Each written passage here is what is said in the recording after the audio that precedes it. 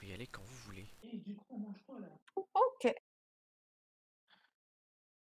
Alors, cette idée de conférence, elle m'est venue, moi, à partir de comment j'ai ressenti ma première compétition. Et après, je me suis dit que ça pouvait être quand même très élargi, donc aussi aux premières rencontres, dans des cercles familiaux, amicaux ou de club. Enfin voilà. Donc du coup, je vais partir de mon expérience et après on va discuter de tout ça ensemble. Déjà moi ça fait, quelques années que je fais du mahjong maintenant. À la base, j'avais appris toute seule parce que j'avais regardé un super animé de mahjong qui s'appelle Akagi, qui m'a donné envie de jouer.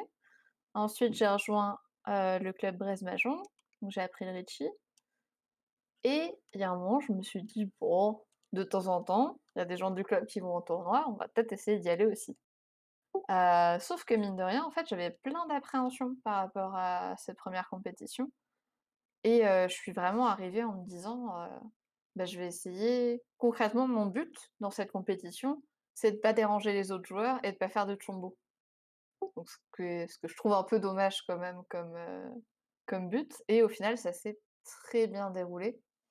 Enfin voilà, je m'étais bien entraînée à compter les points avant en plus, donc j'étais, assez autonome là-dessus et beh, les gens sont sympas en fait et heu et tant qu'on joue à peu près normalement, bah, on les dérange pas et au pire, bah, en cas de grosse erreur justement, le chombo c'est fait pour, rapporter de l'équilibre, dans le jeu.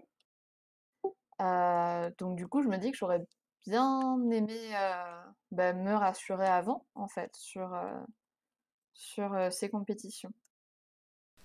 J'ai noté quelques questions, donc auxquelles, moi j'ai répondu, des appréhensions que j'avais, de comment ça s'était déroulé et cetera. Et j'aimerais bien savoir si vous, vos premières res compétitions, vous avez eu justement, des appréhensions ou alors pas du tout, vous êtes venus les mains dans les poches et c'était chouette et voilà, comment ça s'est déroulé? Qu'est-ce que vous auriez aimé savoir avant et qu'est-ce qui vous y a amené? Donc d'abord, on va parler plutôt des compétitions parce que c'est ce que j'avais en tête, mais on peut élargir après au à un cercle, bah, enfin ça reste amateur. Amateur, c'est pas le bon mot, mais non compétitif, tout simplement et si on a encore envie de parler après, on peut aussi, voir pas du côté du débutant, mais du côté des joueurs expérimentés. Comment améliorer l'expérience des nouveaux joueurs et d'après nous, bah, quelles sont les choses à savoir avant de faire, une compétition, justement? Donc est-ce que certains veulent commencer à nous raconter, leurs premières expériences à eux de compétition?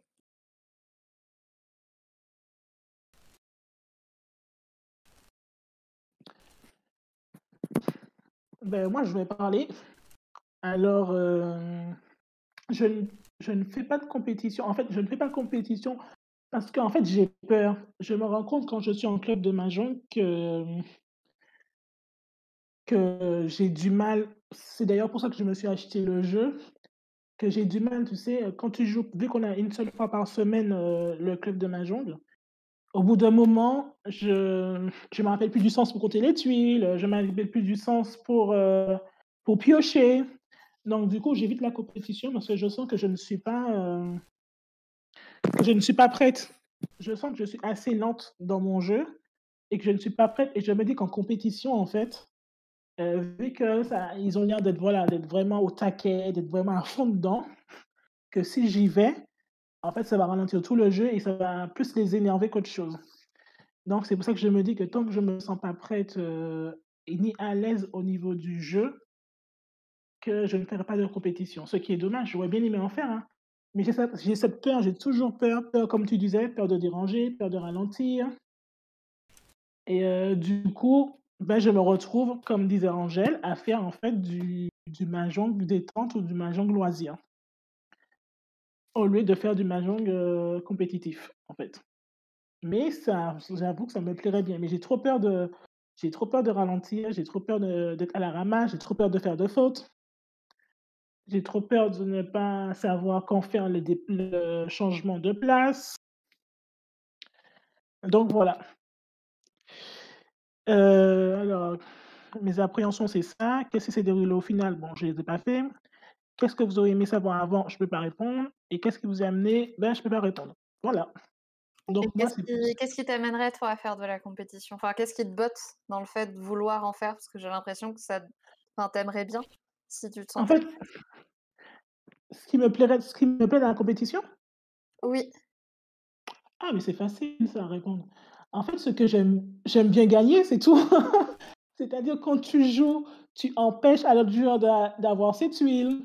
Quand tu es sûr d'avoir une bonne main et que tu te dis: Celle-là, si je la fais, je vais tous les défoncer», excuse-moi l'expression.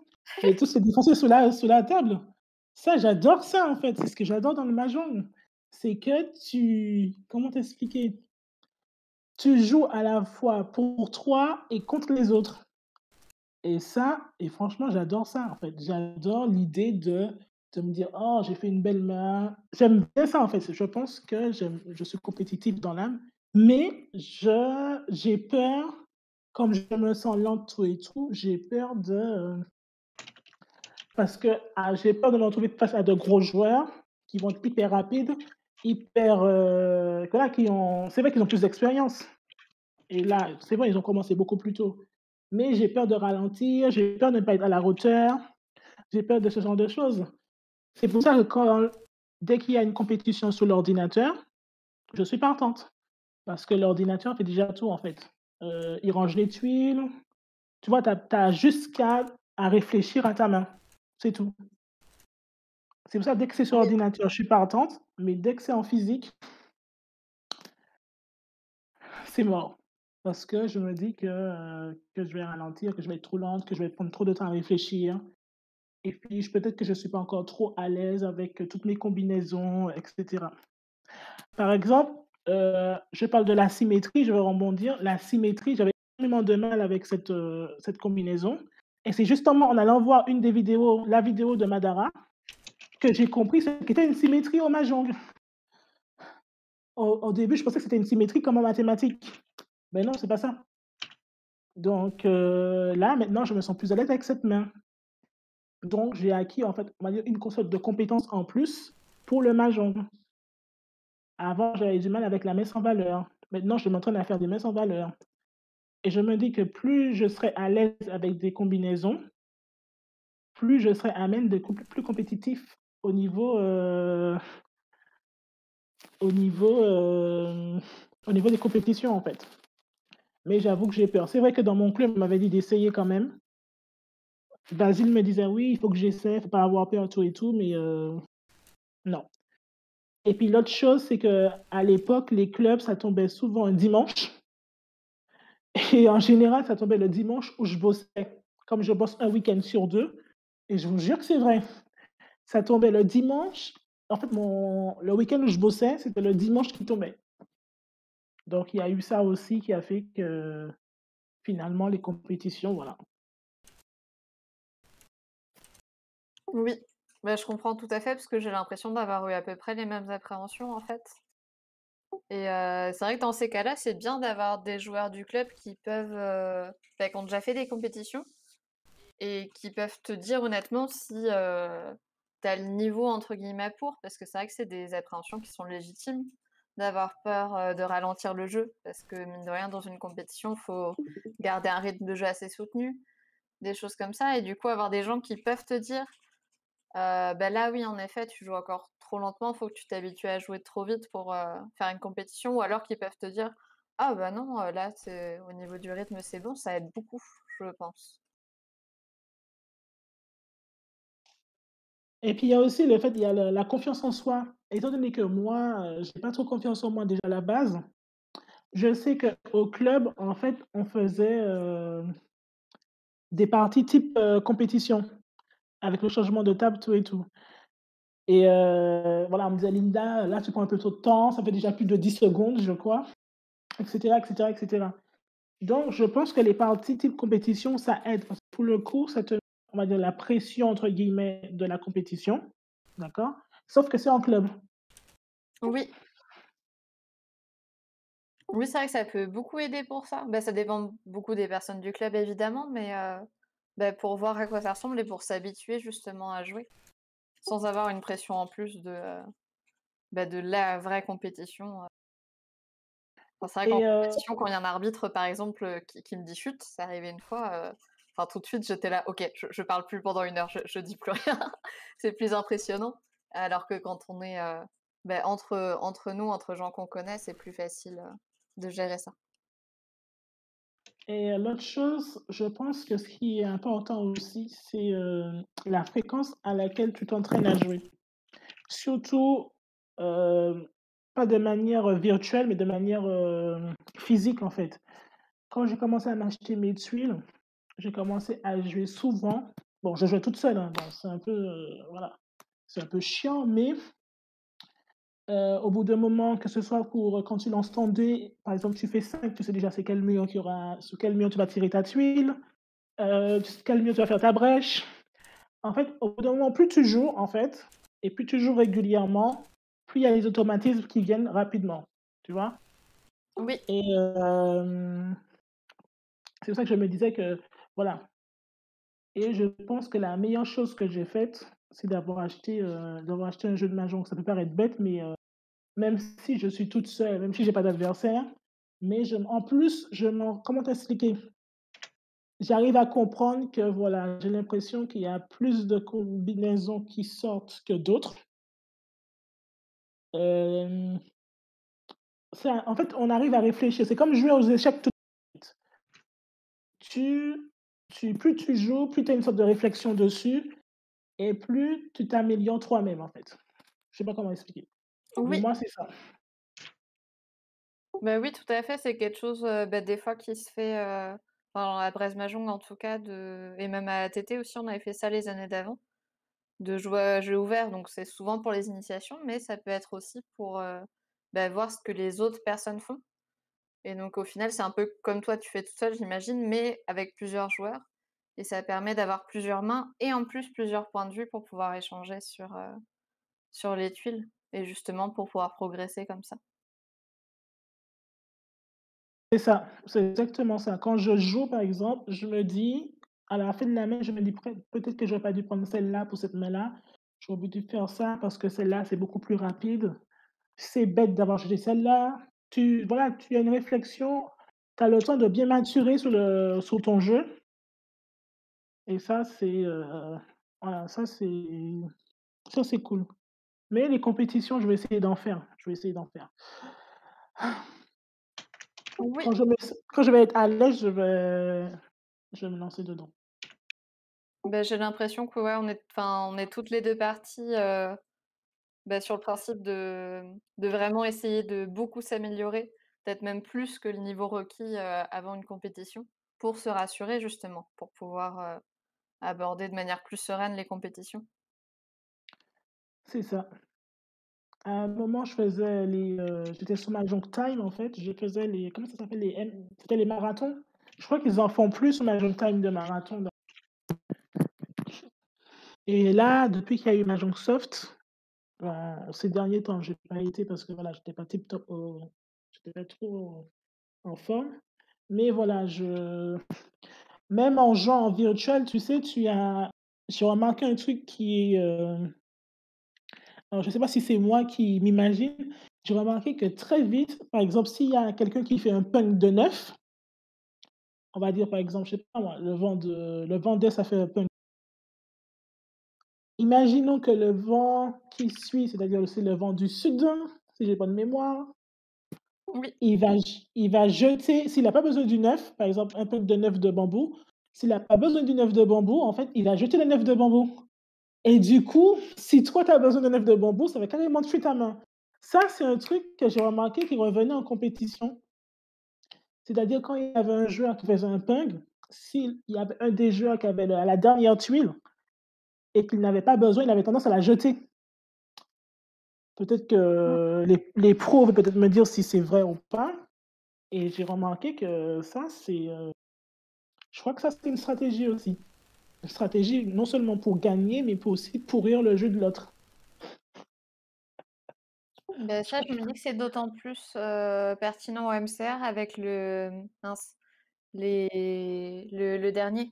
Je sais plus comment ça s'appelle, mais gagner sur la dernière tuile, enfin le dernier exemplaire visible Oui, d'une tuile. Du coup, ça gagner casse sur le ça dos. aussi tout de suite. C'est ça. Ça casse sur, la dernière tuile existante. Oui, c'est ça. Est-ce qu'il y a d'autres personnes qui veulent, me parler de leurs, expériences, de première compétition ou de leur envie de faire des compétitions mais, qui sont pas encore concrétisées?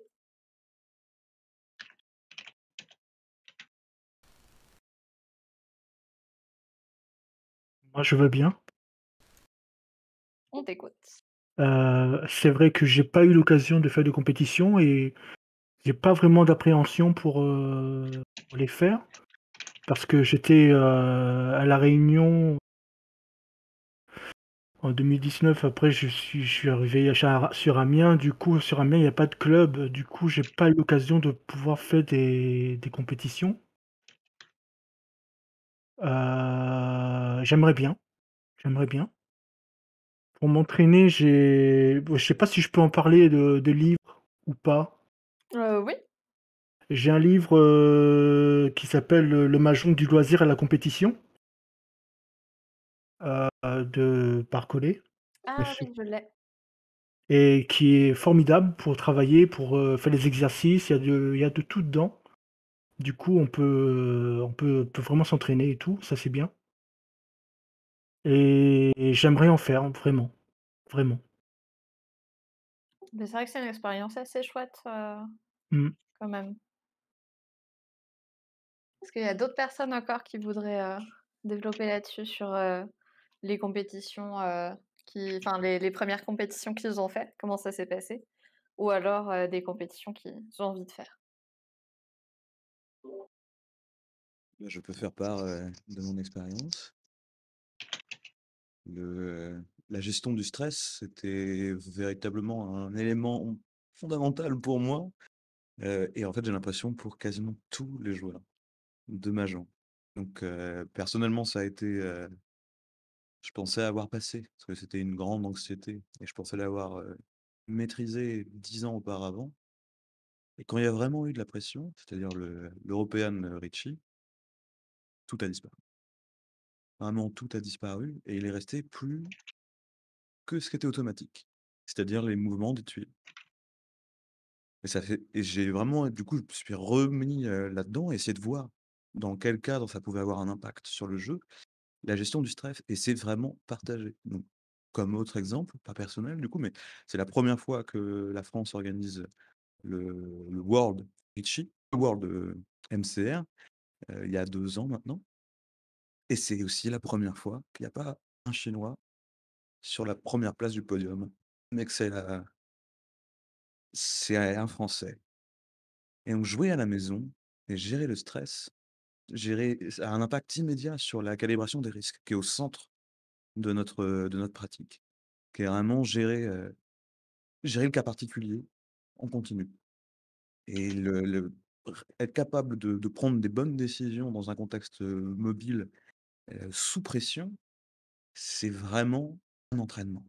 C'est vraiment un entraînement, et c'est quasiment ça que faisaient les forces armées. C'est-à-dire que sous pression, il ne reste plus que ce qui est automatique.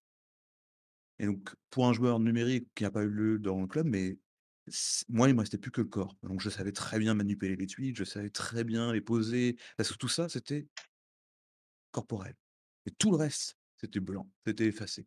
Tout ce qui est intellectuel et autres, ça a complètement disparu. Donc, forcément, beaucoup moins performant. Et je vois pas d'autre solution que l'entraînement. Que l'entraînement et la répétition. Parce que ça doit devenir automatique. Et pour gérer ça, même les pros, c'est-à-dire même les pros chinois et japonais qui viennent et qui sortent de leur maison, qui sortent de leur foyer et qui doivent gérer le stress, en situation de crise, donc dans une situation de compétition, perdaient énormément de performance. Donc ça doit revenir, c'est ça l'intérêt d'un club, en fait, je dirais, pour un compétiteur. C'est la pratique.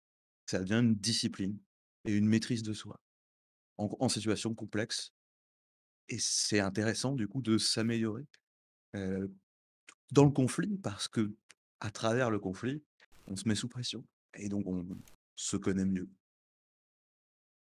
et voilà, c'était aussi un élément, de notre jeu. Oui, je suis d'accord avec toi et c'est vrai que, quand soi-même on est stressé en compétition, Moi, je l'étais surtout pour mes premières. Là, je le suis, beaucoup moins, heureusement. À force de de s'entraîner, ça commence à partir.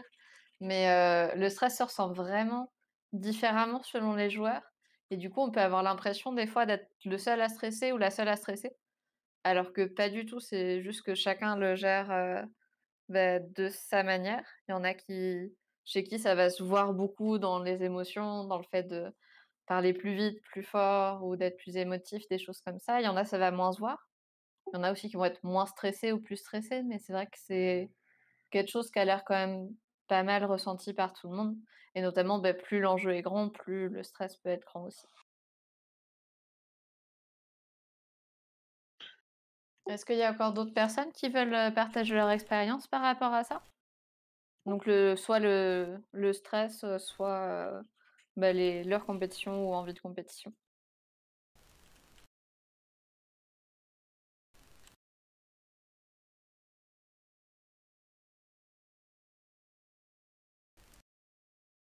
S'il y a personne qui a envie de développer là-dessus, ce que j'ai remarqué aussi en parlant, avec vous, c'est que ça dépend vraiment du cadre de la compétition et aussi, je pense qu'il y a des différences entre compétition de Ricci et de MCR par rapport aux 1res compétitions et en général comment dire? La barrière qu'on peut avoir avant d'entrer.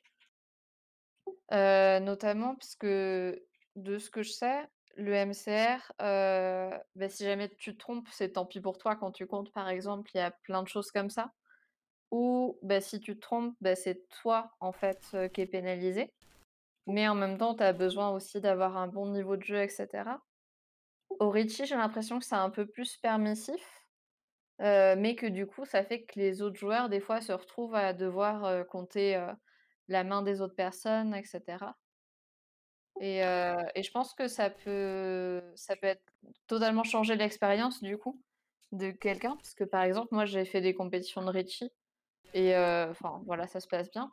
Mais j'aimerais bien faire des compétitions de MCR un jour, mais je ressens à nouveau cette appréhension de me dire: «Zut, faut d'abord que je me sente prête et qu'on connaisse bien les combinaisons, que voilà, je connaisse bien le déroulement du jeu pour y participer». Parce que je me sens pas encore prête par rapport à ça. Alors moi, j'ai jamais joué au Litchi, mais je sais qu'au MCR, quand on faisait quand on jouait en club, c'est vrai que c'est pas que c'est con, quand tu fais ta main quand tu fais ta main, tu sais déjà le nombre de points que tu as. Tu dis: «Où?» On est d'accord, c'est bon. Tu Oui. sais, par exemple, dans ta tête que tu as 12 points. Par contre, quand tu fais le comptage à haute voix, tout chaud, 2 punks de dragon, et beh, tu comptes 10 points, il y a personne qui te dit rien. On te dit: «Ah, tu as oublié 2 points». On note ça, on te dit: «Tu as oublié 2 points» et pourtant tu avais tes 10 points avant de faire ton tu savais que ta main allait faire 12 points, mais quand tu recomptes tes points, bizarrement, tu oublies. Ça, c'est je sais pas si au Ritchie, c'est la même chose, mais ça, il y a des fois, tu te dis: «Ah ouais, mais c'est vrai», mais dans ta tête, avant même de faire ton «ou», tu savais que tu avais 12 points. Moi, ça m'arrive souvent. C'est ça que je pense que je ne suis pas prête pour les compétitions. Avant, dans ma tête, je sais que j'ai 12 points, je fais «ou», je dis le total de points que j'ai, j'en compte 10, donc j'oublie 2 points et en Mmh. général, les 2 points que j'oublie, c'est tout chaud, soit c'est dernière tuile existante ou je sais pas quoi, mais j'oublie toujours un petit point ou 2 points et à des fois, bon, à des fois, je compte tous mes points, mais à des fois, j'en oublie et au Ritchie, je ne peux pas comparer avec le Ritchie, j'en ai jamais fait, mais c'est vrai que je trouve qu'on a je sais pas si vous avez des Yaku, c'est ça? Yaku ou je sais pas quoi, Oui, Dora? c'est ça, c'est des Yaku, bah, qui sont à peu près les mêmes formes, que les combinaisons de MCR. Mais là où c'est différent, c'est qu'au MCR, bah, du coup, enfin, c'est à toi de donner de la valeur à ta main en la comptant. Alors qu'au Ritchie, ta main, elle a une valeur. Même si tu la comptes mal, tu sais pas la compter. Par exemple, si jamais, toi, tu dis que tu as, par exemple 7 paires et que tu as pas vu que tu avais une semi-pure, par exemple. S'il y a un arbitre qui passe à côté, il a le droit de te dire: «Ah là, tu as oublié ta semi-pure» et en général, les autres joueurs aussi à la table le diront. Parce que, dans les règles, en fait, c'est pas à toi de donner une valeur à ta main, c'est ta main qui a une valeur tout de suite. Du coup, ça Ah rend le jeu bah plus facile dans cet aspect-là. et plus Maintenant, difficile au MCR. au MCA, on ne te dira pas, hein. Étant donné que les points, tu vas les enlever aux autres joueurs, ils t'en diront pas: «Ah, tu as oublié, 2-3 points», ça c'est sûr. Que ouais, au Ritchie, bah, du coup, maintenant que je suis plus habituée à compter les points, ça m'arrive, de compter les points d'autres joueurs pendant les compétitions ou de vérifier. Parce que, bah, ça peut arriver aussi, qu'on se trompe, qu'on compte mal ou qu'on tombe sur une table où beaucoup de joueurs savent pas très bien compter. Et donc du coup, c'est vrai que c'est un petit stress de se dire: «Zut, je suis en train de compter, ça mince, ça se trouve, je me trompe totalement». Mais voilà. Mais c'est vrai que ça, bah, je passe, un peu dans la catégorie du côté des joueurs expérimentés. J'ai l'impression qu'il y a certaines personnes au Ritchie, des fois qui voudraient que, bah, les joueurs savent un peu plus compter leurs points justement avant de venir. Parce que c'est vrai qu'on concrètement, tu peux venir faire une compétition de Ritchie sans savoir compter tes points. On va réussir à s'en sortir. Mais bah, ça fait quand même peser, sur les autres joueurs de la table une responsabilité quand même, ça prend plus de temps aussi. Enfin voilà. Donc à la fois ça permet, d'avoir, plus de joueurs de n'importe quel niveau qui peuvent, jouer en compétition et à la fois, bah, ça fait qu'il y a une plus grande disparité évidemment de niveau et que les joueurs expérimentés doivent, bah, faire un effort pour, aider ces joueurs-là. Donc il y a sans doute, des joueurs de Ritchie, qui voudraient que les personnes sachent plus, compter leurs points, avant de venir en compétition. Alors qu'au MCR, c'est déjà un acquis, c'est tu dois savoir compter tes points puisque sinon, bah, enfin, tu fais des mains à 0 points. Alors, je vais te penser à un truc, ça n'a rien à voir avec ce que tu dis. Je m'adresse à Angèle, puisque c'est lui qui a l'air de bien calé sur, les sujets. Je pense pas en avoir vu. Est-ce qu'il y a des classements, au niveau du mahjong? Ça veut dire, tu sais, par exemple, quand tu joues, au Go, par exemple, tu as 1er dan, 2e dan, 3e dan, ce genre de ça existe ça au niveau du mahjong ou pas? Je me posais la question juste comme on parlait de classement et de niveau. Lisa, tu connais la réponse? Je pense, alors à l'échelle, «internationale» entre guillemets, je crois qu'il y a rien. À l'échelle européenne, il y a l'EMA qui fait un classement avec des points, donc qui est pas du tout avec des dan et cetera, qui est un système, très différent, qui peut être discuté aussi. Mais bah, plus tu fais de compétition, en général, plus tu as de points et forcément, bah, plus tu gagnes en compétition, plus tu as de points. Et sinon, il y a des systèmes de dan et de choses comme ça, mais sur des logiciels précis. Par exemple, on a Mahjong Soul ou Tenho, qui sont des logiciels, et enfin des sites où on peut jouer, au mahjong avec des inconnus. Et là, il y a un système, de dan justement et il y a des gens qui essayent d'avoir plein de points, là-dedans. Donc je te laisse compléter si tu as d'autres choses à dire. La Ligue pro japonaise. Donc la Ligue pro japonaise, il y a également aussi une hiérarchie et une maîtrise et ça devient véritablement une discipline intellectuelle. Donc oui, tout ce que j'ai rien de plus à dire que ça. Il y a véritablement une compétence à acquérir et qui est valorisée par un rang. Ah, mais ça, c'est cool, tu vois?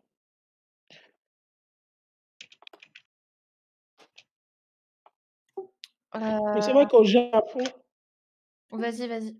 non, non, j'allais dire, mais c'est vrai qu'au Japon, ils ont, je pense que c'est dans leur culture justement déjà de tu sais, de récompenser ceux qui fournissent du travail. En général, ils sont déjà dans cette optique, en fait.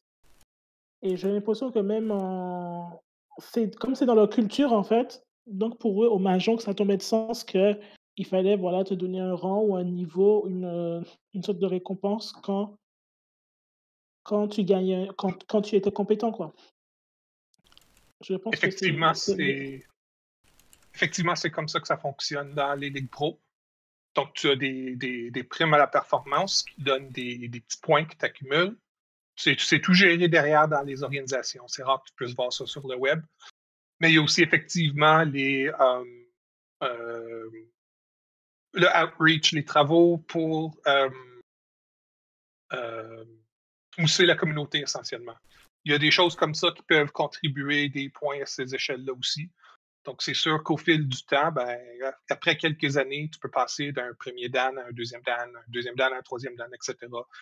C'est sûr que les organisations, ils ont chacun leur classement propre à eux.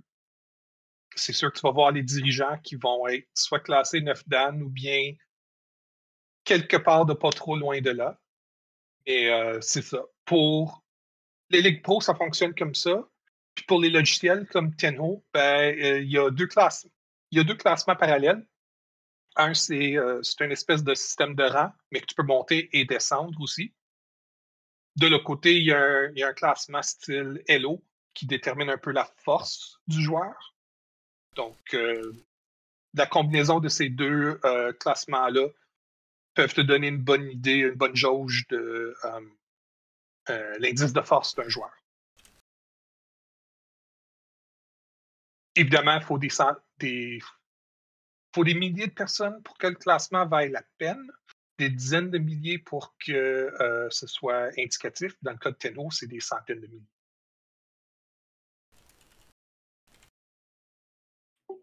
Du coup, j'ai regardé un peu plus aussi le classement de l'EMA. Et l'avantage, c'est que c'est un classement européen qui a aussi des sous-classements par pays. Du coup, j'ai vu que je suis dans le top 10 France. C'est des compétitions qui datent de 2018-2019. Et du coup, plus la compétition est récente, plus elle vaut de points. Plus la compétition est vieille, plus elle descend en points. En général, ils coupent en deux, j'ai l'impression. Et il faut avoir fait un minimum de compétition quand même pour gagner le point. Donc c'est vrai que c'est un... Enfin, moi, j'en ai beaucoup entendu parler comme d'un classement qui a tendance à récompenser ceux qui font beaucoup de compétitions. Parce que plus tu as de compétition, plus tu as de points, même si évidemment il y a une limite à ça. C'est pas en faisant sans compétition, en étant dernier, que tu vas réussir à être premier, premier de l'EMA, mais il y a quand même de ça. Ça force à beaucoup se déplacer pour faire des compétitions, pour réussir. Et donc en fait, c'est chaque tournoi te donne des points, et à la fin, ça fait un grand classement européen. Alors je me permets, c'était une conférence qu'on avait eue avec Simon à deuxième, je crois, deuxième ATT numérique, ou première ATT numérique. Pour solutionner et pour regrouper tous les projets, il y avait une ligue FFMJ qui était en cours de construction. Et il y a pas mieux que la pratique pour pouvoir changer le système de classement EMA, parce qu'il y a beaucoup de gens qui disent qu'il y a des erreurs et des choses à améliorer. C'était ça la discussion avec, j'ai oublié le titre exact de sa conférence, mais c'était changer le système de classement EMA, et pour valoriser et favoriser la pratique au quotidien du Mahjong, pour enlever le stress, c'était l'arrivée de la ligue. Et cette ligue, du coup, permettait de mettre tout ce qu'on voulait tester, en fait. Tout ce qu'on voulait tester en termes de classement, le mettre en main. Parce que avoir une idée qui est pure tant qu'elle n'a pas fait l'épreuve de la réalité, souvent elle change assez rapidement. Donc, et c'est le même principe pour les classements, c'est le même principe pour le stress, c'est le même principe pour. Il faut qu'on mette la main à la pâte et qu'on propose en acte. Et si on atteint un certain niveau de qualité dans notre logiciel, notre gestion des classements, notre niveau national, on sera suivi. On sera suivi là-dessus. Mais mon cas, c'était ça, la naissance de la Ligue FFMJ. C'était de multiplier les compétitions où il y a de la pression, parce qu'il y a un enjeu, d'intégrer le logiciel de Monsieur Mahjong, la musique de Lisa, le classement de Simon, etc. Donc c'est ça le gros projet qui centralisait tout ça et qui aurait pu être une réponse de la Fédé pour toutes ces envies et tous ces problèmes. J'en profite aussi pour rediriger sur une autre conférence de l'an dernier, celle de Jérémy, sur justement alors, je me souviens pas du titre exact, mais le fait de s'améliorer en jouant au Mahjong, à la fois améliorer sa pratique du Mahjong, mais aussi s'améliorer soi. Et où il parlait de petites choses aussi de gestion du stress. Donc la conférence, elle est en ligne sur YouTube. Mais c'est vrai que ce qui me vient, par exemple, en tête, c'est des choses tout bêtes, mais penser au physique, en fait. À bien dormir, à boire de l'eau, à s'étirer, à avoir, du soleil, peut-être faire des exercices de respiration. C'est des choses, enfin, «toutes bêtes et méchantes» entre guillemets, mais qui peuvent aider, je pense, dans le cadre, de compétition à dépasser un peu ce stress. Et aussi, ouais, vas-y, s'il y a quelqu'un qui voulait, s'exprimer. Je voulais rebondir, dire que j'étais entièrement d'accord et que c'était le cas pour toutes les pratiques, en fait. Que ce genre de bien dormir, bien manger, tout ça, c'était vraiment utile, quelle que soit la pratique qu'on c'était pas spécifique à notre, mais en gros, à partir du moment où on met de la valeur dans notre activité, bah, ouais, ça vaut le coup de prendre soin de soi avant d'y aller et de respecter une discipline. Sinon, on était moins performant. Oui, c'est ça. Et puis, aussi, enfin, je vais raconter une petite anecdote, mais que j'ai déjà racontée d'autres fois, donc il y en a qui l'ont sans doute déjà entendue. Sur la gestion du stress, moi, je sais que quand je jouais en compétition, très souvent, quand je prenais une décision, quand je défaussais une tuile et cetera, je me disais: «Oh là là, je me suis encore trompée. Oh là là, je vais encore faire un mauvais choix. Oh là là, c'est terrible», enfin voilà. Et en fait, c'est quand j'ai fait une compétition, en Angleterre, où du coup, il y avait que des anglophones partout et heu et du coup, je me parlais beaucoup moins dans ma tête, vu que ça parlait autour de moi en anglais, j'avais plus tendance à penser en anglais. Mais du coup, j'arrivais moins à me dire: «Oh là là, quel choix tout pourri», parce que, j'avais moins l'automatisme en anglais de penser ça. Et donc des fois, il y a des choses aussi toutes bêtes où on s'en rend pas compte, mais où le cerveau, il arrive à enlever le stress parce que, il fonctionne pas comme ça. Et moi, ça m'avait pas mal aidé justement d'avoir une compétition où, justement j'avais ce point en moins de me juger justement sur mes décisions. Et ça m'a aidé après pour les autres compétitions à, moins me juger, à me souvenir que, c'est qu'un jeu, puis les décisions, elles sont prises. Donc peut-être que ça va me faire perdre, peut-être pas, c'est pas grave, on va s'en sortir quand même.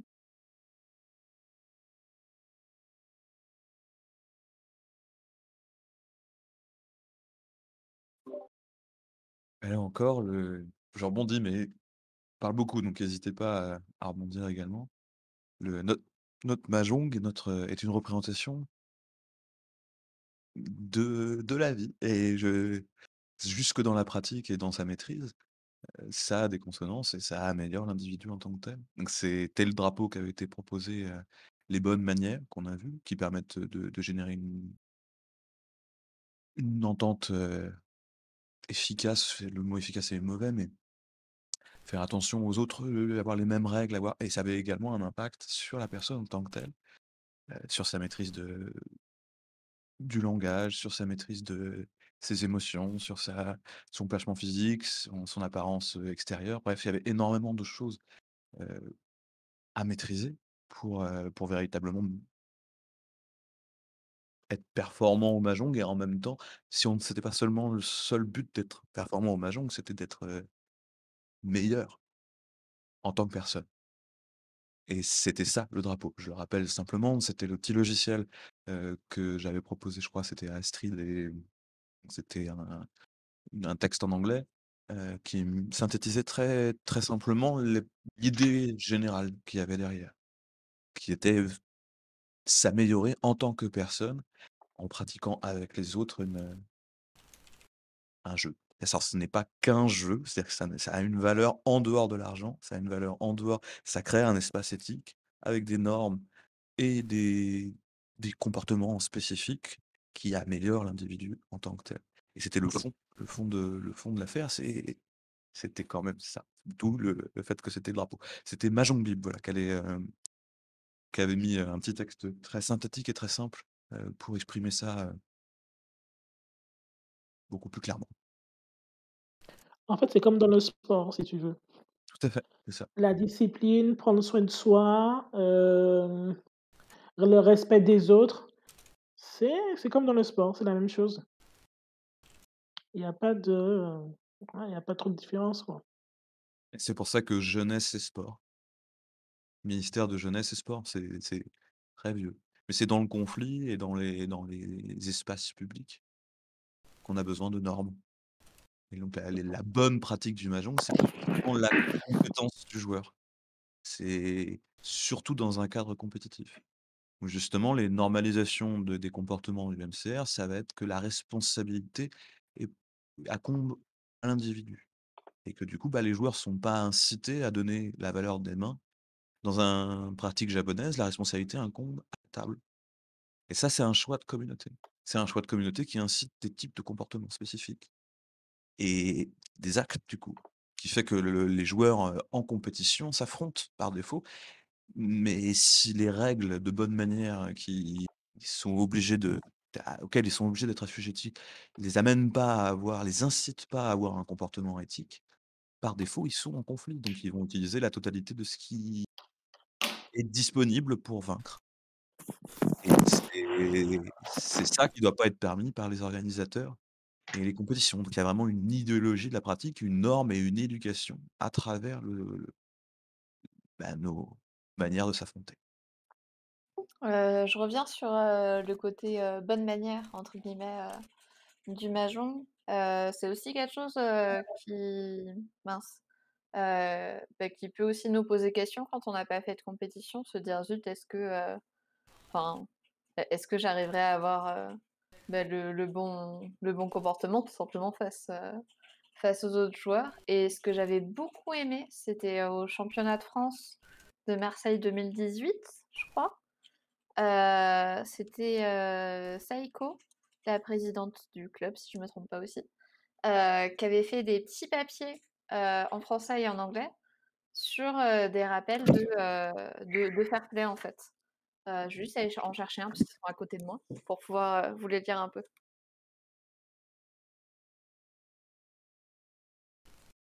Donc du coup, chaque papier, il y avait marqué, «Soyons fair play, merci d'être venu à Marseille. Pour s'assurer que chacun passe un bon moment, voici quelques outils pour jouer fair play». Donc il y a, se souhaiter, une bonne partie au début, pas se casser le rythme, faire des beaux appels, hem, bien, bien échanger les points de manière organisée, pas trop, parler pendant la partie, remercier les joueurs après, avec des petites, en plus des petits dessins, très mignons qui permettent d'illustrer. Et ça, j'avais trouvé ça bien parce que, c'est des choses à savoir avant de faire une compétition à mon sens. C'est des choses qui sont importantes. Enfin, c'est tout bête, mais se souhaiter une bonne partie, c'est quand même sympathique. Avoir un rythme constant, pareil. Les appels bien clairs, il y a vraiment besoin de les avoir. Et du coup, en fait, c'est une synthèse de: «Ah bah tiens, il y a ces choses-là que les joueurs doivent savoir. On va leur faire un petit papier et on va leur donner pour qu'ils puissent le savoir justement». Et j'avais trouvé ça, vraiment bien comme initiative. Je sais pas trop, mais je rebondis quand même encore. Le travail qu'on avait effectué à ATT est rentré dans les règles qui sont maintenant à la fédération. Donc les bonnes manières, qui avaient été faites par Simon, qui ont été discutées ensuite sur plusieurs ATT, par la commission arbitrage, font maintenant partie des règles de l'édition 2014. Donc c'est vraiment nous, là. C'est vraiment nous qui allons, normaliser notre pratique. C'est juste pour dire on parle pas seulement dans le vent. On a vraiment des conséquences et que tant que la pratique n'a pas été internationalisée et diffusée de manière, globale, c'est ce qu'on va faire qui va normer qui va normer notre pratique. Donc c'est vraiment intéressant de le faire et c'est Là, du coup, j'ai l'impression qu'on s'éloigne un peu du sujet par rapport, aux premières compétitions et aux choses, qui peuvent, nous angoisser ou nous amener justement à ça. Et du coup, je me dis que ce serait intéressant de parler des premières rencontres de mahjong, tout court, en fait, dans le cercle familial ou dans le cercle, amical ou des clubs. Parce qu'il peut aussi y avoir des appréhensions, avant de rejoindre justement un club. Je sais pas s'il y en a qui se disent par exemple, «Zut, je dois savoir jouer avant de rejoindre un club». Parce que quand on est dans un club, on se dit: «Bah non, au contraire, on est là pour, leur apprendre». Mais il y en a qui peuvent avoir peur de ça. Mais du coup, voilà, qu'est-ce qui vous a amené à jouer, avec, des gens que vous connaissiez, pas forcément et quelles appréhensions vous aviez, si vous en aviez d'ailleurs et comment ça s'est déroulé? Donc est-ce qu'il y a des gens qui veulent bien, me faire part de leurs expériences? Je vais commencer. Alors moi, déjà, j'ai découvert le Mahjong comme 3, c'était à Kagi sur YouTube que j'avais regardé et c'était en 2000, je me rappelle plus combien. J'ai essayé de trouver, en fait, j'ai pas cherché à savoir s'il y avait une fédération française de Mahjong. J'ai essayé de trouver sur internet le Mahjong que je voyais dans Kagi, j'en trouvais pas. Je crois que je suis resté comme ça pendant 2 ans, il me semble et puis je sais pas comment j'ai fait, une année, je me suis rendu compte qu'il y avait une fédération française de Mahjong. Je me suis dit: «C'est quoi ce truc?» Après j'étais sur le site et après j'ai vu qu'il y avait un club, il y avait des clubs, en Île-de-France. Donc avec ma fille, puisque ma fille, ça lui plaisait aussi à cette époque-là, on est monté dans un certain club. Quand on est arrivé, disons que le feeling n'est pas trop passé. Donc du coup, on retournait sur la Fédération française de mahjong et on a trouvé MES, j'ai trouvé MES et c'est de là que je me suis mise à MES parce qu'en fait, comment dire? J'ai trouvé que c'était un peu plus familial et comme je savais pas du tout jouer, j'avais aucune idée des combinaisons, j'avais aucune idée de rien du tout, en fait et voilà, j'ai trouvé que ce que j'avais avec eux, en fait, la façon dont ils m'ont accueilli, en tout cas, entre guillemets, ça correspondait bien en fait, ça m'a mise en sécurité, en fait, si tu veux et après, ils m'ont donné la petite feuille, tu sais, pour les avec toutes les combinaisons. Après, j'ai acheté le livre, j'étais sur moi aussi, je l'ai ce livre. Ce livre, je l'ai acheté, je l'ai lu un tout petit peu, bon, pas trop au début, mais après vers la fin et plus je jouais au mahjong, en fait, plus je trouvais que c'était intéressant, plus j'arrivais à mieux appréhender les règles, plus j'aimais. Donc du coup, c'est comme ça que finalement, de fil en aiguille, je suis restée dans le mahjong. Mais voilà, je me suis pas dit que oui, il fallait que je connaisse les règles avant étant donné que si, par exemple, tu veux jouer aux échecs, tu connais pas forcément toutes les règles des échecs avant, on est censé t'apprendre dans le club à comment jouer aux échecs. Et ben, ça a été mon ma logique. Donc le club pour moi est censé te former, t'apprendre à jouer, puisque c'est un club de mahjong, apprendre à jouer au mahjong et surtout à te non pas te mettre tout le temps tout de suite dans la compétition, mais à vraiment être, bienveillant, à vraiment être, encadrant. Pour moi, c'est comme ça que je le vois. Ne pas tout de suite dire, voilà, c'est pour ça que quand je pense à ma fille justement, c'est ce que je disais tout à l'heure, Angèle, je suis pas partie quand je lui ai expliqué les mahjong, je suis pas partie sur les 8 points, le MCA. Je suis partie directement sur les 8 points. Je suis partie sur 1re étape, juste terminer sa main. Je lui ai montré les pings, les shows, juste terminer la main. C'était ça. Quand on jouait, c'était juste terminer la main. Après, j'ai dit: «Bon, maintenant, on va essayer de faire 2 points minimum», sans compter les après 4 points, après 6 points. Mais ne pas tout de suite rentrer dans les 8 points parce que, il y a beaucoup de règles, il y a beaucoup de trucs à connaître et du coup, je me suis dit, quand tu es jeune, je sais pas si, voilà, quand tu dis: «OK, il faut penser à ci, il faut penser au mur». Déjà, il y a le placement compliqué, l'installation qui est déjà compliquée, tirer la tuile, c'est déjà compliqué. Après, si on te dit qu'il y a 81 combinaisons, tu te dis: «Oh mon Dieu, 80!» Donc je pense qu'au début, c'est vraiment pas ce qu'il faut, je pense pas que les combinaisons, je pense qu'au début, ce qu'il faut, c'est montrer globalement le but du jeu et après, petit à petit, rentrer dans les détails. Mais bon, ça, c'est que mon avis, hein. Bah, je suis plutôt d'accord aussi, des clubs ou des initiations que j'ai vues, en général, c'est ce qui se fait. C'est de d'abord parler, du fait de compléter sa main sans parler de points et au final, quand on est à l'aise avec le jeu, se dire: «Ah tiens, en fait, il y a telle forme de main, c'est plus joli que si on les fait», on essaye d'en faire et pour au final, on finit par les voir tous, en fait, ou quasiment tous et je pense que c'est important pour les nouveaux joueurs de pas avoir tout d'un coup, en mode: «Bon, dans un mois, tu sais jouer correctement et puis voilà».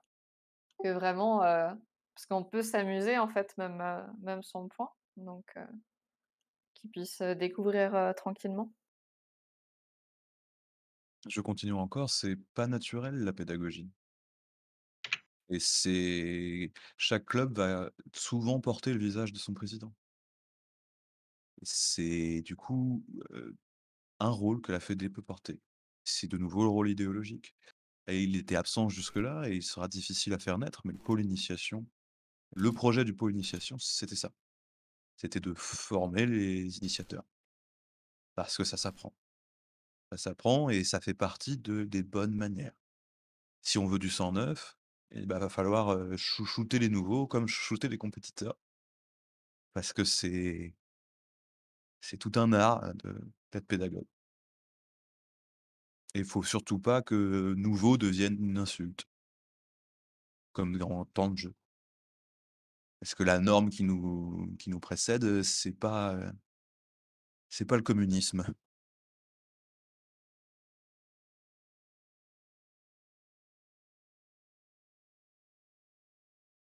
Bah, du coup, je vais dire moi comment je suis allée au club. Bah, j'ai déjà expliqué vite fait du coup que c'était, avec Akagi. Mais au final, j'étais, au Mans. Il y avait pas de club de mahjong, il y avait pas de joueurs de mahjong à ma connaissance. Du coup, j'ai commencé par acheter le livre de Stéphane Parcollet et j'ai joué avec une autre amie qui avait regardé, qui avait regardé Akagi aussi et on a, bah, initié des gens en fait autour de nous au mahjong. Donc on a commencé à apprendre, le mahjong en initiant des gens et du coup, enfin c'était, comment dire? Il y avait pas d'appréhension du coup de notre côté parce que bah, on espère que les gens ils vont accrocher puis enfin, s'ils accrochent pas tant pis, mais on n'avait pas peur de mal jouer vu qu'on était celles qui savaient le plus jouer vu qu'on avait, les livres de règles. Et du coup, j'ai commencé par apprendre le MCR parce que, bah, en livre, en tout cas, c'est la seule ressource que j'avais trouvée et donc du coup, bah, j'ai commencé, voilà, à apprendre, mes 81 combinaisons petit à petit. Et c'est vrai que quand je suis arrivée à Rennes, bah, il y avait un club de mahjong qui faisait du Rechi. Donc je suis venue, et beh, j'ai appris le Rechi. Mais je pense que enfin, une fois qu'on a appris à jouer à une variante, c'est beaucoup plus facile d'apprendre l'autre parce que justement, on a déjà le déroulement du jeu, on a déjà la pioche, il y a des petites différences avec les fleurs, mais c'est pas grand-chose, ça bouscule pas beaucoup au final. Et du coup, ça fait que ça m'a bien allé. Je me souviens plus si j'avais été un peu déçue, de changer de règle ou pas, mais je crois pas. Et du coup, c'est ça qui s'est bien déroulé. Et c'est vrai que le fait qu'il y ait un club, bah, c'est quand même plus, comment dire? Mais c'est plus facile pour trouver des joueurs. Que du coup, quand on n'avait pas de club, bah, on était en train de chercher toujours des gens, puis, bah, on apprend aux gens, mais du coup, on fait pas forcément beaucoup de parties. Le fait d'avoir un club, ça permet justement d'avoir des joueurs. Et pareil, je suis pas venue avec de l'appréhension, je me suis dit: «Bah, faut m'apprendre à jouer, puis voilà, ça va bien se passer».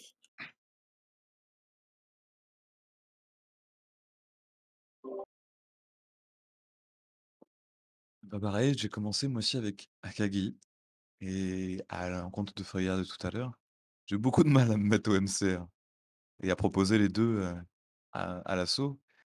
C'est une fois que j'étais dans une variante, c'était simple d'apprendre l'autre, mais j'avais pas envie d'y jouer, en fait. C'est parce que je prenais beaucoup plus de plaisir à la première. Et moi pour moi, Freya, c'était le MCR, pour moi, c'était le Ritchie et particulièrement à cause d'Akagi également, hein. C'est parce qu'il y avait vraiment une confrontation dans le jeu qui était moteur. Il y avait une tension à gérer, il y avait une pression, qui est bien transcrite dans le manga, en fait, ou l'animé. Donc là encore, il y a pas c'est du rapport humain et dans les assauts, ça dépend vraiment ce que moi j'ai pu voir comme expérience, c'est que les gens restent si le jeu leur déplaît pas trop, mais ils restent surtout si l'ambiance est bonne. Sinon s'ils aiment pas vraiment fondamentalement le jeu, bah, ils vont partir assez vite et que ouais, je dirais quand même que le 1er ça reste, que les relations soient saines et que du coup, ouais, ça vaut le coup, on a beau avoir un ou 2 formateurs qui soient pédagogues, c'est vraiment l'ambiance générale de l'asso qui va créer du social Il va garder les gens au et ça, c'est des optiques particulières parce que ça demande à l'association d'articuler, différents intérêts personnels. Tu des gens qui viennent pour jouer, des gens qui viennent pour le relationnel et ça, c'est pas facile à mettre en place. C'est vrai que l'ambiance, c'est vraiment quelque chose qui retient les joueurs. J'ai l'impression que, enfin, Linda, c'est ce que tu disais aussi, que tu avais été voir un club et que tu avais pas du tout accroché à cause de l'ambiance, justement? Ouais, c'est ça. En fait, disons que je me sentais pas à l'aise. Donc du coup, j'ai cherché autre chose et quand j'ai trouvé, je me suis sentie à l'aise. D'ailleurs, j'avais de l'appréhension par rapport au premier club que j'avais fait et du coup, j'étais dans GMS. Après, j'étais à l'aise, je me suis sentie bien. J'ai pris mes aises et puis après, c'était parti. Mais c'est vrai, comme disait Angèle, de toutes les façons, que si tu aimes vraiment le mahjong, et que tu trouves un club où tu es à l'aise, ben, forcément ça ira. Et comme tu disais, c'est vraiment dans Akagi, je suis d'accord avec toi. D'ailleurs, j'aime bien le regarder encore, cet animé. C'était l'animé que moi j'avais regardé. Quand tu regardes, effectivement, tu as cette tension entre le joueur et les autres joueurs. C'est vrai que c'est très bien décrit en fait.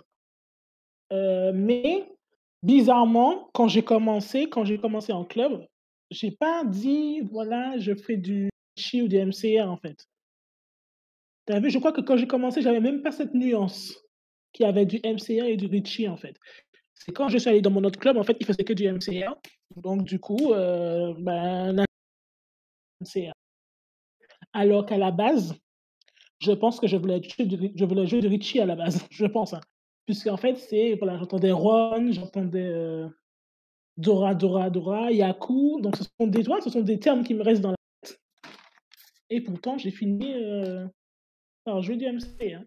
Parce que le club, comme tu disais, le club où je suis allé, c'était principalement du MCR, donc j'ai été, encadré dessus, donc voilà. Mais je crois que je ne suis pas fermé au Litchi. Mais dans mon club, on n'en joue pas, donc il y a pas. Oui, c'est vrai qu'après, il y a des occasions, enfin, à Brest-Mahjong, on a des fois fait des parties de MCR, mais ça reste assez exceptionnel. Ça fait un bout de temps qu'on n'en a pas fait. Parce que, beh, la plupart des joueurs, préfèrent jouer au Richi, ce qui est plutôt normal. Mais, il y a pas vraiment pas mal de joueurs qui jouent à la fois au Richi et au MCR et de ce que j'ai compris, ça enrichit pas mal leur pratique et c'est chouette. Enfin, moi, j'aime bien du coup, le seul point négatif, c'est qu'après quand je me retrouve à jouer au Richi, je vois que j'ai une super main de MCR et quand je joue MCR, je vois que c'est une super main de Richi, mais ça va. Et ça, c'est une épreuve aussi. Il y a pour un club de réussir à proposer les 2 et de trouver assez de public pour faire les 2, c'est vraiment faut atteindre, 50-60 personnes, quoi. Bah, j'ai l'impression que ça se fait plus facilement à Paris, parce que du coup, il y a plusieurs clubs justement, donc il y a des joueurs qui vont peut-être plus facilement, tester le MCR, puis après qui vont, se retrouver en compétition de MCR avec des joueurs de Ricci qui font les 2 ou vice versa et du coup qui disent: «Oh bah tiens, je pourrais peut-être essayer, de venir un jour dans l'autre club pour apprendre». Ouais, tout à fait. Mais ça, c'est encore difficile, pour les nouveaux joueurs, je dirais, parce que c'est le coût d'entrée dans notre, sur le jeu est quand même élevé. Ah, il y a beaucoup de choses à apprendre, beaucoup de nouveaux symboles, beaucoup de règles, et une fois que tu as appris un set de règles, il faut un peu de temps pour le digérer, devenir compétent et avoir besoin de raffiner, c'est-à-dire de diversifier, d'aller voir, les autres modes. Et c'est souvent les joueurs qui sont présents depuis longtemps qui vont avoir envie de changer pour voir le reste. Oui, Mais c'est vrai. pour les nouveaux, en règle générale, et c'est-à-dire que tant que tu as pas une stabilité d'un club qui arrive à une trentaine de personnes qui restent et qui ont épuisé, on va dire, une méthode, un mode, bah, c'est souvent un mode qui va dominer pendant des années, quoi. Jusqu'à ce qu'il y ait ouais, un noyau dur qui ait envie de se diversifier. Ce qui s'est passé à BMJ, hein, c'est parce que un CA est resté pendant, plusieurs années et que du coup, on peut diversifier, les modes. Mais sinon les nouveaux, c'est faut compter 1 an ou 2 minimum avant d'avoir, une envie d'aller voir ailleurs, quoi. Parce qu'il y a beaucoup quand même. Il y a beaucoup à apprendre et à maîtriser. Et c'est vrai que c'est beaucoup les premières expériences, en fait, C'est ça, qui exactement. forment le joueur qu'on est et enfin, pas forcément, le joueur qu'on est, mais qui forment si on a envie de rester ou pas et vers quoi on se dirige. Ouais. C'est plus difficile, enfin, par exemple, si j'avais fait, une compétition qui s'était, très mal passée parce que justement, j'aurais, dérangé tous les joueurs en jouant trop lentement, en faisant plein d'erreurs de jeu et tout, ça aurait été beaucoup plus compliqué après de revenir sur une compétition. Et j'imagine pareil, bah, c'est ça, quand on va dans un club qui nous plaît pas, bah, c'est plus difficile après, d'aller en chercher un qui nous plaît. Parce qu'on se dit: «Bah, ça se trouve, ça va se passer comme la dernière fois».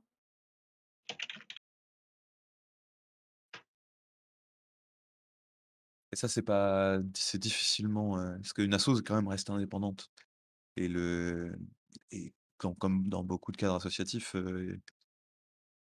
c'est c'est les gens qui font l'asso.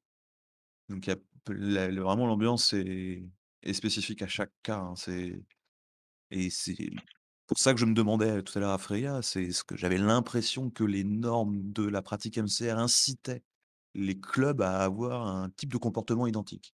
Et par exemple, on avait dit la responsabilité des points, était individuelle et en fait, j'ai l'impression que même la progression le devient. C'est-à-dire que c'est une qualité du joueur d'être fort, que du coup, c'est une valorisation sociale d'avoir ce savoir et que par défaut, ils vont le donner au compte-gouttes. C'est-à-dire que si tu me plais, bah, je vais te le filer mon savoir, mais sinon, bah, tu vas devenir une menace. Tu vas devenir une menace sociale et une menace dans le jeu. Donc bah, je vais pas le donner naturellement. Et ça, c'est dommage, en fait. En termes de propagation de la pratique, ça limite fortement, le le développement et l'intégration du sang neuf.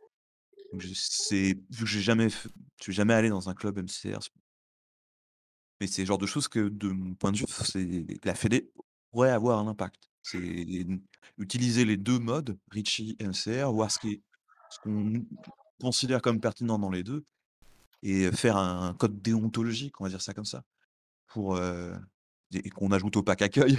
C'est en aucun cas une obligation, mais c'est plutôt un conseil, heu, pour maximiser le type de joueur, heu, public cible. En fait, c'est le jeu par défaut va obliger à avoir la personne à avoir un certain type de comportement et favoriser inciter les joueurs à avoir ce type de comportement. Mais pas par le bâton, ni la carotte du coup, parce qu'il y a rien à gagner. Si ce n'est la bonne méthode. Moi, je suis d'accord. En fait, c'est ce genre de réflexion, moi, franchement, je suis d'accord pour le fait d'avoir un code déontologique de conseil et que chaque club décide si oui ou non il veut l'appliquer. Mais je suis d'accord pour dire que, heu, quand je suis d'accord pour dire que oui, effectivement, il faudrait, essayer de donner des conseils pour aiguiller plus ou moins, hem, sur le mahjong, que ce soit du Ritchie ou du MCR, pour aiguiller, par exemple, les anciens adhérents par rapport aux nouveaux venus. Ouais, ça, je trouve que c'est une bonne idée. Même, voilà, même savoir pouvoir, même si jamais ouais, comme si on a des mineurs, par exemple, jouer. Je sais pas si vous avez des clubs avec des mineurs. J'ai l'impression que non, tu m'avais déjà dit moyenne d'âge 25-35 ans, c'est ça? Ou 35-45? Sur le chiffre qu'on avait, c'était du plutôt 35-45 qui était dominant. Ça veut pas dire que c'est pas le cas. Il y a des joueurs jeunes. Il y a des joueurs jeunes, plutôt Richie, hein, quand même. Et là, c'est rare d'aller en dessous de 18. Qu'ils soient fédérés qu'ils soient fédérés, Mmh. ça change beaucoup de choses. Mais dans les clubs, il y avait et ça allait avec la pratique, de développement cognitif, c'est-à-dire l'aspect jeunesse du ministère. Et c'est tu un club de mahjong est un lien social local et ouvrir notre pratique, c'était des anciennes discussions, aux jeunes, c'était aussi une valeur éducative et c'était le même principe que le code déontologique, ça va de pair. C'est-à-dire, lorsque tu apprends à une conscience qui se sent, enfin qui est c'est pas une le mot conscience est mauvais, à une personne qui apprend par défaut, elle se met dans un certain rapport. Et si tu arrives à ne pas dominer la personne parce que tu es son maître, que ça devient pas un rapport, maître-esclave, mais plutôt, élève-éducateur ou animateur. Et ça change beaucoup de choses dans les rapports humains. Et ça s'apprend énormément. Enfin ça mais ça fait vraiment pas partie de nos normes, en France, quoi. Je veux dire, l'IUFM, où il y en a pas. Les maîtres et il y en a très, très peu. Ça change, hein, c'est en train de changer vraiment. Mais c'est un monde des études et des je vais pas partir, ça va être trop long, je dérive. Mais grossièrement, la fédération peut pas dire, peut pas imposer quoi que ce soit, peut seulement conseiller. Ça restera à la discrétion du club d'appliquer selon ses envies et selon ses besoins et il y a tellement d'autres choses qui passent en priorité lorsque tu fais une asso, heu, ça, c'est des problématiques sur un quand même plus long terme, je dirais. C'est quand tu veux conserver les gens et quand tu veux un type particulier de rapport humain, parce qu'il y a des beaucoup de clubs, naissent parce que c'est un joueur qui veut faire de la compétition. Donc là, son club, bah, c'est un club de compétition et il y a rien à redire à ça. Il fait son club, c'est son asso, c'est son énergie, donc les gens qui le suivent, bah, c'est parce qu'ils correspondent, à son envie et ils partagent la même envie. Donc c'est pour ça que la fédé, on doit générer l'envie que de cette pratique pour que ça advienne dans les règles de ne de nos rencontres internationales. Il y a du mal sur ça, attention. Après, ça vient aussi des fois, bah, des Ouais. des «personnes elles-mêmes» entre guillemets, par rapport au fait d'avoir, des joueurs jeunes et notamment mineurs. Là, en ce moment, on a, quelques joueurs dans notre club, qui sont jeunes, notamment, bah, un parent avec 2 enfants et un autre, qui est venu tout seul, mais enfin accompagné d'un parent aussi. Mais c'est vrai que vu qu'on est beaucoup d'adultes, bah, en termes d'ambiance, ça peut être compliqué, des fois, pour eux de s'intégrer. Donc là, ce qui est très bien, c'est qu'ils sont plusieurs d'un coup, donc ça va sans doute aider. Mais par exemple, j'ai répondu à quelqu'un sur la boîte mail de l'asso il y a pas longtemps et du coup, j'avais vu, une discussion, plus ancienne où, c'est, bah, quelqu'un qui dit, bah, j'ai assisté à une initiation, mais j'ai 13 ans et il y a ma mère qui a peur que je vienne à cause de la tranche d'âge assez élevée et c'est vrai que justement, ça peut être compliqué de s'intégrer, avec cette différence d'âge. Donc il peut y avoir ce frein-là, de la part, des adhérents ou des parents d'adhérents du coup, quand c'est des âges trop jeunes. Tout à fait.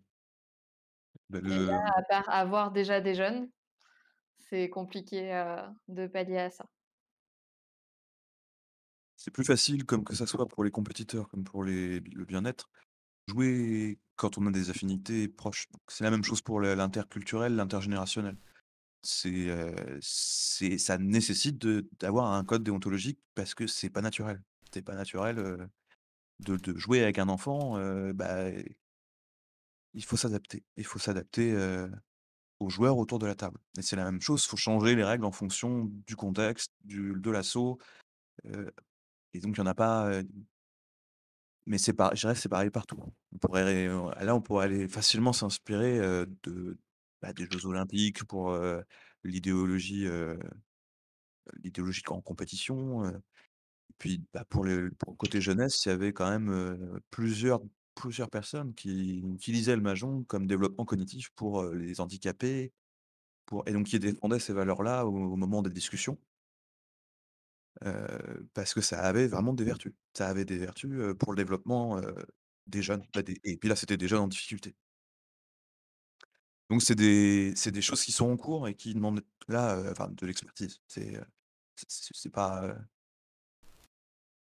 faut qu'on le fasse, qu'on regarde ce qui est possible, comment l'adapter, mais c'est chaque situation là où il y a pas assez d'expérience passée et de personnes qui s'y soient confrontées vraiment pour faire un code, en compète, ce serait possible, je pense, parce qu'on est à peu près tous d'accord sur la bonne manière de se comporter. Mais pour les enfants et les contextes, spécifiques à chaque, là c'est dur. Mais bon, c'était un des versants qu'on pouvait développer, pour avoir, les subventions étatiques. C'est vraiment ça, c'est d'avoir un pôle initiation à nouveau, hein, avec une personne qui prenne en charge, des enfants, des tranches d'âge d'enfants et qui leur permettent de de se tenir en place, de réfléchir, d'avoir une accès à une nouvelle culture, et de jouer.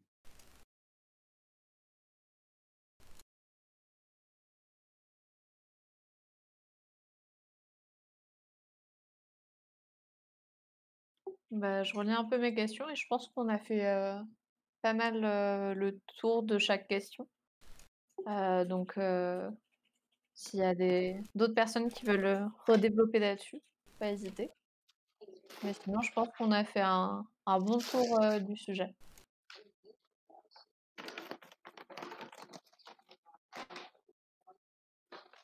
Moi, j'ai une question. Dans votre famille, vous avez réussi à déchaîner les passions au niveau du mariage? Pas du tout. Je ne suis pas la seule, merci. Moi, j'avoue, C'est j'ai pas non. beaucoup essayé. Faudrait que je réessaye un peu plus. Ils jouent des fois à des jeux de plateau, des jeux de cartes plutôt. Donc ça pourrait aller, mais ils sont pas très, très jeux, donc voilà. Je me dis un jour, faudrait que je le fasse, mais je pense pas que ça arrivera à déchaîner des passions non plus. Moi, Pas j'ai du tout. essayé, famille paternelle, famille maternelle, même pas, en fait. Pourtant, ma famille paternelle, ils sont très jeux, Scrabble, Peg et tout, Monopoly. Je sais pas pourquoi le mahjong, ça a pas collé, quoi. J'en reviens à une parole très sage de Simon, d'une ancienne. C'est quand même ce qu'il nous a dit, c'est le jeu en tant que tel. C'est avec beaucoup de discours et beaucoup de blabla, mais et c'est vrai qu'en fait, c'est un sac à filtre. Et le jeu, lui-même, c'est un sac à filtre. Ça correspond pas à tout le monde. C'est quand même divers, hein, mais c'est quand même ça plaît pas à tout le monde. Puis ils partent peut-être avec Ouais, plus de préjugés aussi. Enfin, je pense que du côté de mes parents, il y a de ça, c'est, bah, qu'est-ce que c'est que ton jeu asiatique bizarre, Enfin, il y a pas de cartes, il y a pas enfin, qu'est-ce que c'est, quoi? Et du coup, c'est pas ils partent pas d'un grand élan de curiosité. Ils parlent plutôt, d'a priori négatifs, qui je pense, au bout de 3 minutes d'explication, bah, c'est réglé. Ils comprennent que, il y a des familles, il y a des numéros, c'est comme des cartes, c'est juste que c'est des tuiles.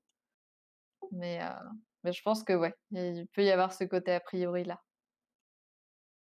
mais si tu commençais, par exemple, avec justement un jeu de cartes, genre le jeu de cartes de mahjong, là, parce que ça avait l'air d'être du mahjong, mais avec des cartes. Alors là, j'ai pas eu les cartes en main. Peut-être que justement pour, non, je dis n'importe quoi, je digresse. Peut-être que commencer avec le jeu de cartes et à faire bifurquer sur les tuiles, ça Oui, pourrait peut-être aider. c'est vrai que ça pourrait peut-être aider, parce que ça permet déjà de casser, bah, une des choses qui fait que c'est pas pareil, que les autres jeux de mahjong. Ça C'est-à-dire peut, les tuiles. Ouais. mais c'est intéressant aussi l'objet play et vraiment, l'objet en tant que tel, parce que c'est des tuiles, il y a beaucoup de gens qui viennent voir. J'ai vu ça, j'ai lu beaucoup de commentaires qui disaient que ouais, les tuiles étaient super belles. C'est ça. L'objet a une valeur artistique en tant que tel et il y a beaucoup de personnes qui regardent, parce que c'est pas un jeu de cartes, en fait et qui passent et: «Oh tiens, c'est quoi ce truc?» et du coup, oui, au moins ça suscite l'intérêt. Ça et puis le logiciel sur, Microsoft qui fait des paires, qui vraiment, favorise la popularisation depuis longtemps parce que au moins les symboles sont connus. Donc c'est intéressant en termes de pédagogique pour un enfant en difficulté. Mais sinon, c'était même je trouvais ça plus intéressant que la personne prenne en main tout de suite les tuiles parce qu'elle a un nouvel objet nou et ça faisait partie de la curiosité initiale. J'ai voilà, c'est une opinion comme une autre. Oui, bah, là, on parle dans le cas où la curiosité initiale n'est pas là, justement. C'est ça, exactement. Parce que oui, sinon Non, en salon et cetera, présenter le jeu avec les tuiles, je pense que c'est quand même ce qu'il y a de mieux. ah oui, clairement, clairement. Mais dans le cas où c'est: «Ouais, c'est quoi ce jeu?» mais c'est vrai que chez moi, j'ai l'impression d'être une extraterrestre. Je suis la seule. D'ailleurs, je suis la seule dans beaucoup de choses, hein. Je suis la seule pour les je suis pour les et j'ai l'impression que j'ai un profil justement qui fait que j'aurais forcément, été, vers le mahjong. C'est, Alors que les autres membres de ma famille, ouais, c'est vrai qu'ils sont pas très jeux, hein. Mmh. Des fois, C'est faut do leur laisser un peu de temps aussi. Moi, je me dis là, j'aurais plus de facilité à apprendre le mahjong à ma famille parce que, bah, ils savent que c'est pas juste une lubie qui a duré 6 mois, que, c'est un jeu que j'aime bien jouer. Donc ça peut être plus facile comme ça. ouais, Et réussir à présenter le jeu de manière simple, tout en disant qu'il y a beaucoup à manger derrière, c'est pas facile, hein. ça C'est, parce que c'est ce que je sais plus, c'est toi Freya d'ailleurs justement, tu une de tes questions quoi. C'est ou trop compliqué ou pas un jeu à information complète ou pas assez de compétences. Et c'est ça. c'est vraiment à chaque fois ces 2 extrêmes qu'on retrouve dans les néophytes. C'est: «Ah mon Dieu, c'est trop complexe, beh, je vais même pas aller voir» et puis quand tu fais une présentation simple, bah, c'est trop simple, je préfère aller jouer au Go et je c'est vraiment pas facile de trouver, une méthode qui satisfait les intérêts des nouveaux. Heu, Ça aussi, c'est à développer et à construire, parce que et c'est encore quelque chose que le pôle initiation pourrait, parce que c'est de l'expérience de chaque initiateur et de chaque club qui a partagé et essayer de formaliser quelque chose de concret, qui puisse être utilisé par n'importe qui. C'est un gros travail. Ouais. J'y repense, par rapport au mahjong, jeu des pairs. Ce que j'avais beaucoup aimé, c'est, Isabelle, mais une autre Isabelle, qui avait, posté des photos de Paris Manga 2013, je crois. Et il y avait quelqu'un qui avait une pancarte justement avec, marqué, mahjong et d'un côté, il y a le jeu, une, capture d'écran du jeu avec les paires. Il y a marqué «non» et de l'autre côté, il y a une capture avec, bah, le jeu tel qu'on le joue avec marqué «oui» et du coup, ils se baladaient comme ça, dans le salon et je trouvais ça très chouette, ça. C'est bizarre parce que moi, en parlant de salon, je me rappelle, j'avais été à la Japan Expo et effectivement, il y avait du mahjong, mais ça m'a jamais attiré. J'ai été vers le Go parce que je crois qu'à cette époque, c'était Hikaru no Go que j'avais regardé Mmh mh. et du coup, j'avais le mahjong, j'avais même pas jeté un coup d'œil dessus.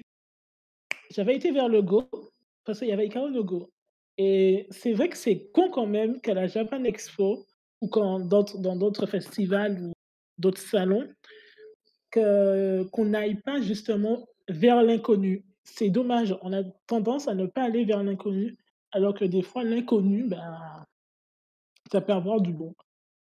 Et finalement le Go, j'ai commencé à jouer, j'ai même pas terminé. Donc donc voilà quoi. J'aurais dû aller vers le mahjong dès le début. Et Bah, bah, c'est vrai c'est un petit que peu de hasard. Pardon, pardon. on a plutôt de la chance en général en festival. J'ai l'impression qu'on a toujours des gens sur les tables quand même.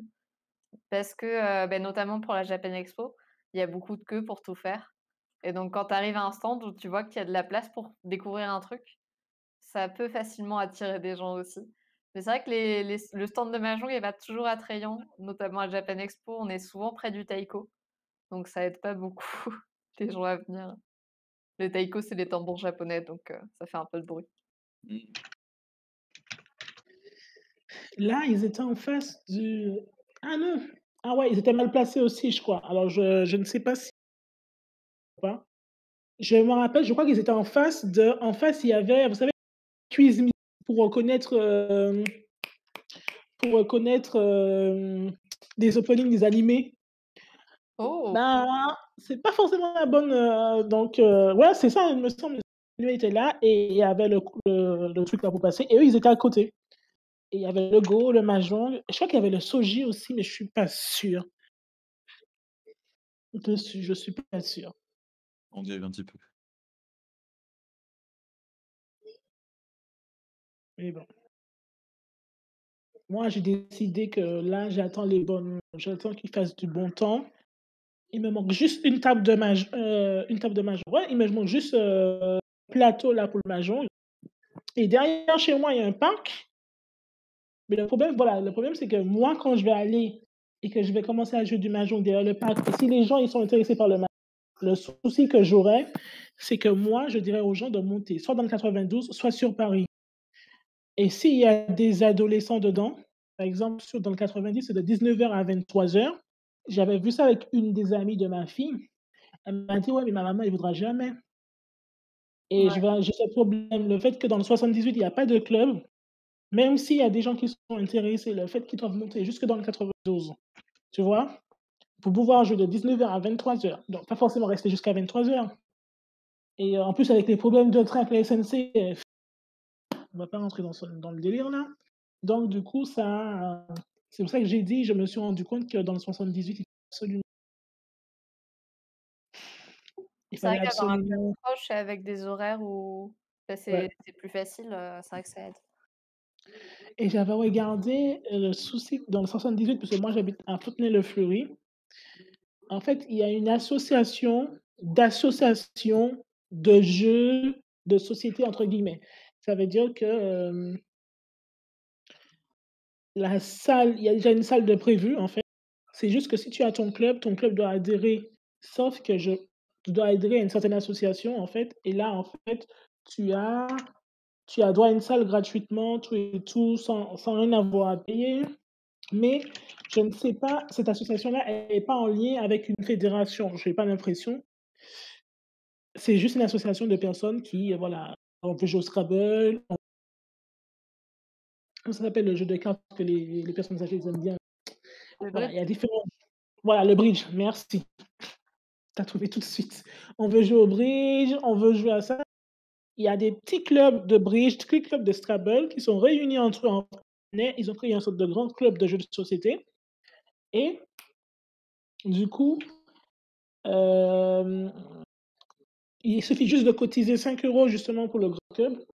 Et voilà, et du coup, ça fait une sorte de, pas de fédération, mais ça fait une sorte de grande association.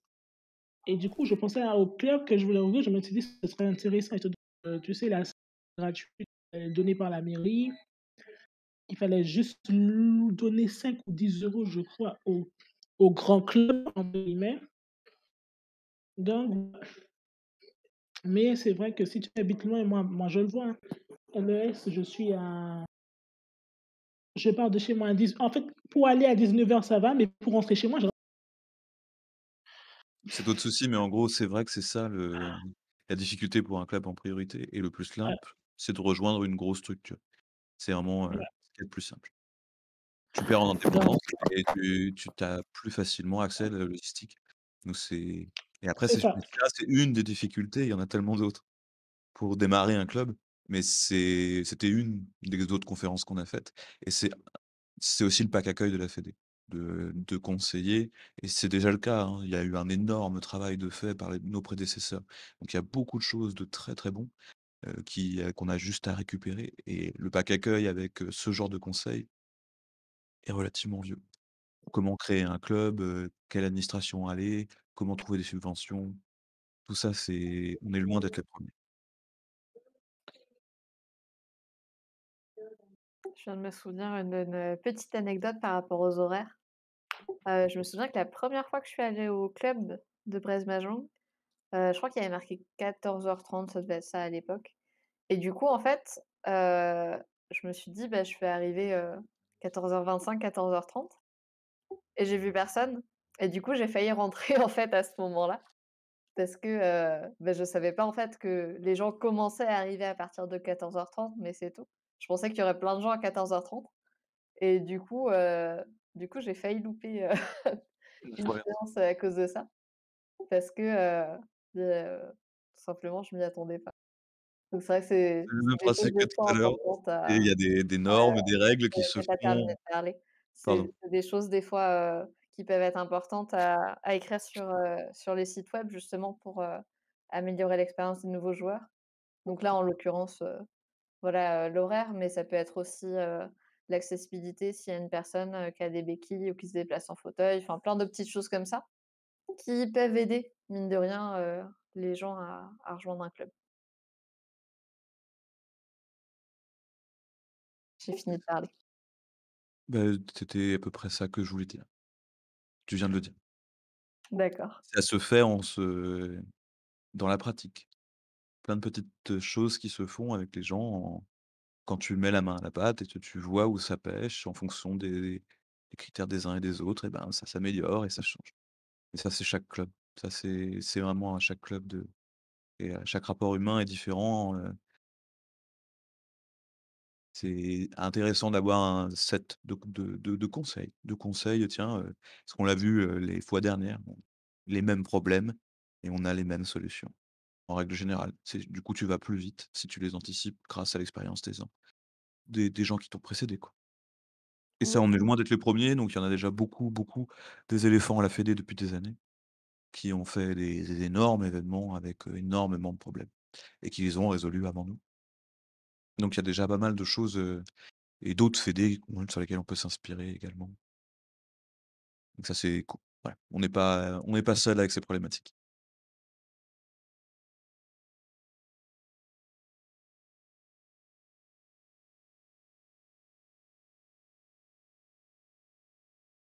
Est-ce qu'il y a d'autres personnes qui souhaitent prendre la parole sur, des choses qu'on a dites ou des questions qui sont affichées?